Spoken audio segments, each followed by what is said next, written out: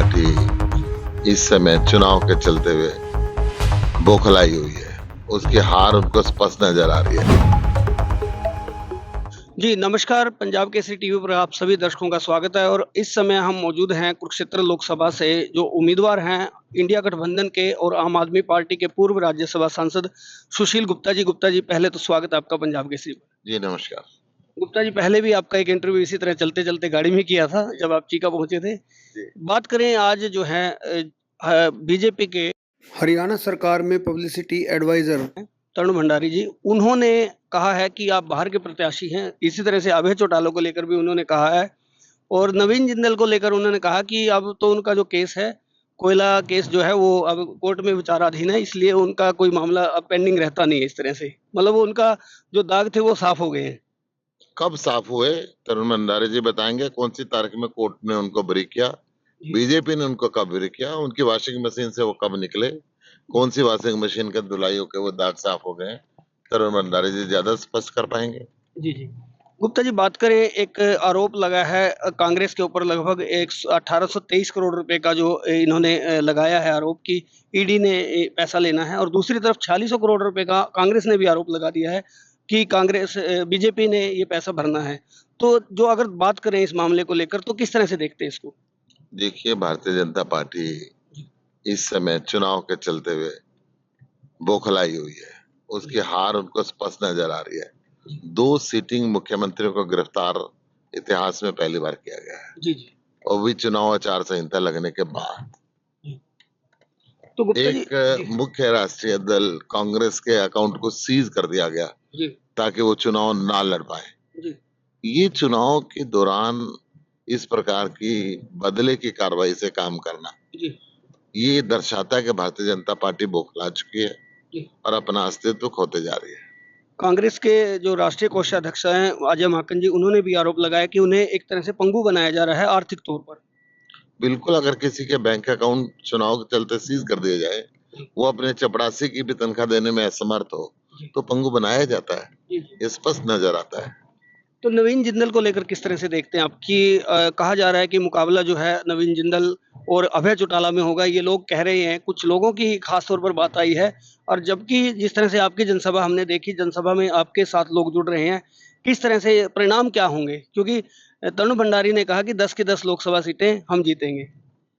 इन्होंने तो पिछली बार भी ये बोला था कि हम 75 पार, 40 भी नहीं आई थी। इन्होंने ये भी बोला था हर आदमी के खाते में 15 लाख रुपए आएंगे। इन्होंने ये भी बोला था कि हर साल 2 करोड़ रोजगार देंगे। इन्होंने ये भी बोला था कि 2022 तक किसान की आय डबल कर देंगे।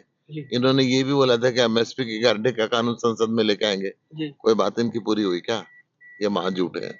एकाएक मुख्यमंत्री बदल दिया जाता है चुनावों की रणनीति तय करने के लिए, किस तरह से देखते हैं? इनके चुनाव के सर्वे में भारतीय जनता पार्टी 10 सीटें खो रही थी, तो इन्होंने ये चेहरा बदलना चाहा, परंतु लोग सरकार बदलना चाहते हैं। चेहरे बदलने से काम नहीं चलता।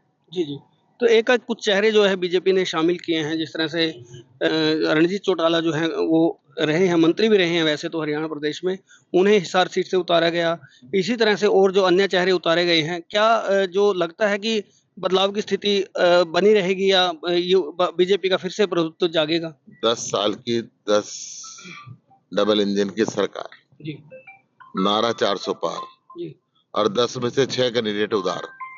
आप इनकी स्थिति पर जायजा लगा सकते हैं इनकी क्या स्थिति है। इनके पास कैंडिडेट नहीं है। जी जी जजपा और भाजपा गठबंधन एकदम से टूटता है, अचानक ऐसी प्रक्रिया सामने आती है। क्या ये एक सोची समझी साजिश थी या ये एक अचानक हुआ काम है? सोची समझी साजिश के तहत एक दूसरे को गाली देकर चुनाव लड़े, फिर गठबंधन किया, फिर सोची समझी नीति के तहत गठबंधन को तोड़ा और फिर सोची समझी रणनीति के तहत एक दूसरे के खिलाफ चुनाव लड़ेंगे और चुनाव के बाद फिर एक हो जाएंगे।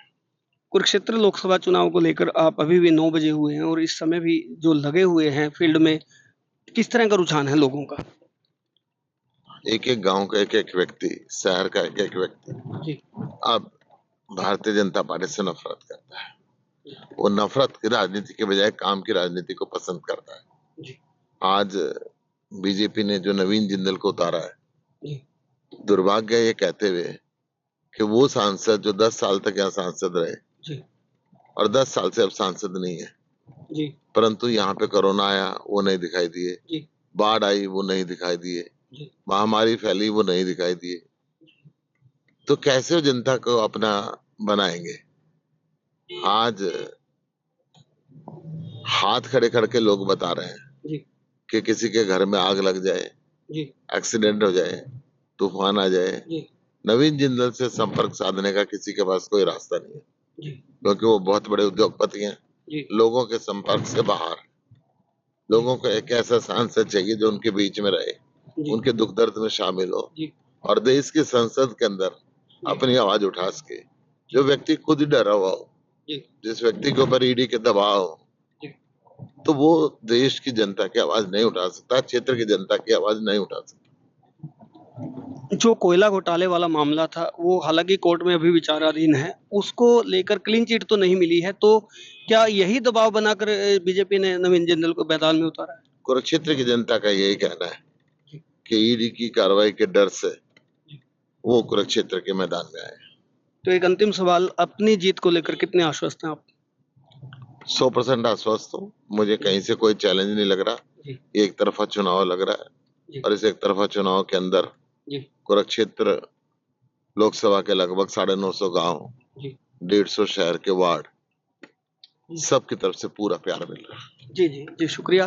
तो देखिए, डॉक्टर सुशील गुप्ता से हमने बातचीत की और कुरुक्षेत्र लोकसभा चुनाव को लेकर, क्योंकि हरियाणा की सबसे हॉट सीट की अगर बात करें तो वो कुरुक्षेत्र लोकसभा है और उस पर इन्होंने आश्वस्त किया है। बेशक बीजेपी कितने ही दावे करती रही, लेकिन रात के समय में जो मेहनत इनकी दिखाई दे रही है वो कहीं ना कहीं अच्छे परिणाम ला सकते हैं, इसमें भी कोई दो राय नहीं है। हालांकि आने वाला समय क्या होगा वो अभी नहीं कहा जा सकता, लेकिन जिस तरह से ये चुनावी रण हो रहा है उसमें आने वाले समय में बहुत रोचक मुकाबला होगा, इसमें कोई दो राय नहीं है। तो ऐसी और भी खबरें देखने के लिए देखते रहें पंजाब केसरी टीवी। पंजाब केसरी टीवी के लिए कपिल शर्मा की रिपोर्ट। हमसे जुड़े रहने के लिए हमारे YouTube चैनल को सब्सक्राइब करें और नई वीडियो की नोटिफिकेशन के लिए बेल आइकॉन को दबाएं। अगर आप ये वीडियो Facebook पर देख रहे हैं तो लाइक जरूर करें और ज्यादा से ज्यादा शेयर करें। धन्यवाद।